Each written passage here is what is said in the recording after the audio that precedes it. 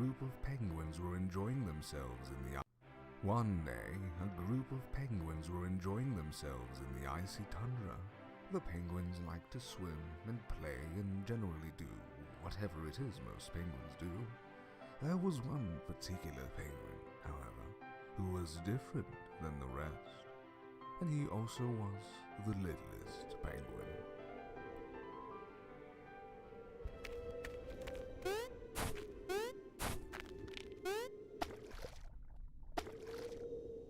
The littlest penguin liked the other penguins well and fine enough, albeit in small doses. He was much more interested in going on adventures, and he felt that today could possibly be his best adventure yet.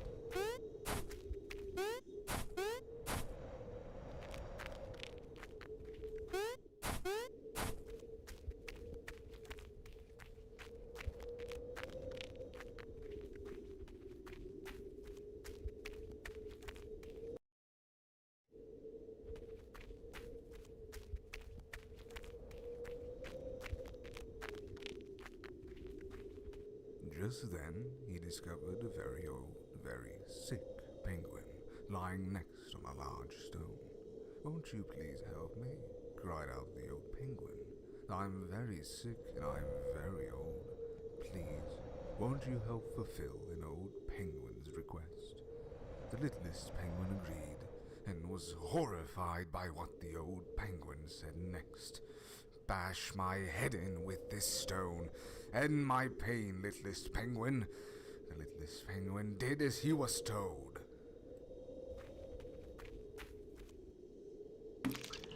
Something began to stir inside the littlest penguin after that.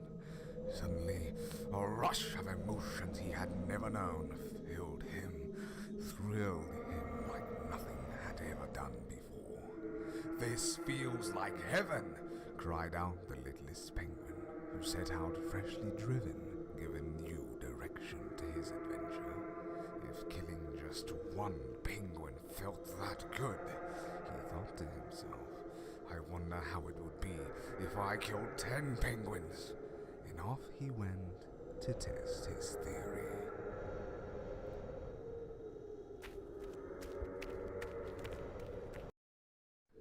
The littlest penguin came upon a small group of his peers. "This will do," he thought. The first one went down quickly, far easier than the littlest penguin would have thought. This spooked the others, but to his surprise, the littlest penguin found the more they ran, the greater his satisfaction when he finally beat them down. And beat them down he did, until the last of them were reduced to little more than a red stain in the snow. As he moved through the crowd in order to reach the other side, the littlest penguin felt the eyes upon him. The other penguins began to grow weary of him, shifting their gaze as he walked by. "I do not like the way they stare at me," thought the littlest penguin. "I do not like it one bit. Perhaps, after I kill them all, I shall make a fine necklace of their eyes." This thought occupied the littlest penguin as the others wobbled nervously around him. "And perhaps a crown made from their beaks, so all can see and marvel at how beautiful I am."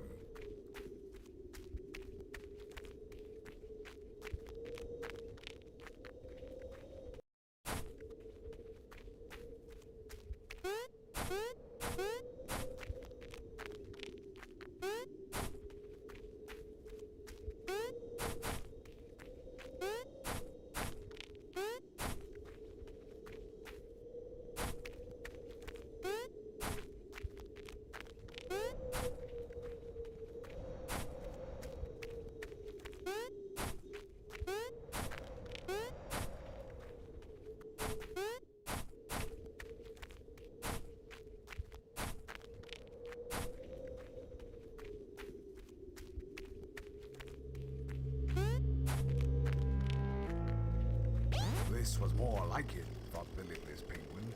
He could now return to the other penguins and make good on his plans, the thought of which triggered an excitement he could hardly contain.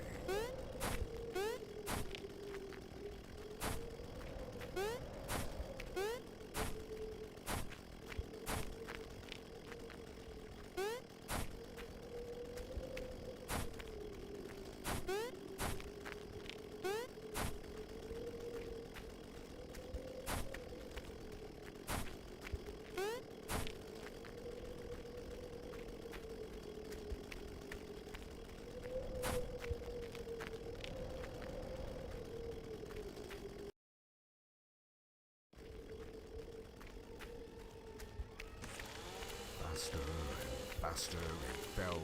Brilliant streaks of crimson filled the air. Again he would slash at them, and again they would cry out. Some attempted to vainly cram their entrails back inside. Others simply fell apart where they stood. The Littlest Penguin was thrilled. Oh, how he wished this moment could last forever. The screams, the panic, the rapture that pulsed inside of him.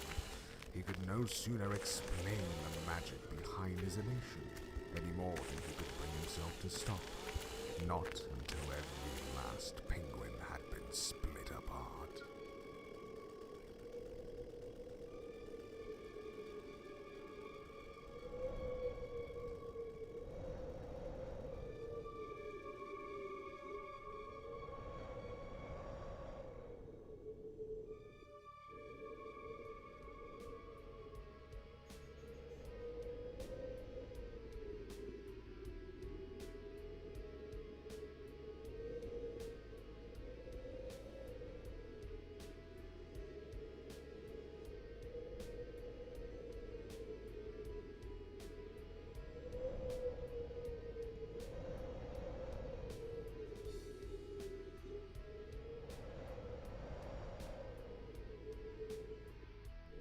When the last of them had finally stopped twitching, and he no longer felt the eyes upon him, the Littlest Penguin stopped. Breathing heavily, he surveyed the destruction he had wrought. They were all so beautiful now. Too beautiful, in fact. The ecstasy felt by the Littlest Penguin slowly faded, and an undeniable sense of emptiness began to take its place. It's not fair, he thought. They are all so beautiful now. Why can't I be beautiful like them? Why must I be the only one? It isn't fair. It just isn't fair. The Littlest Penguin looked at the chainsaw.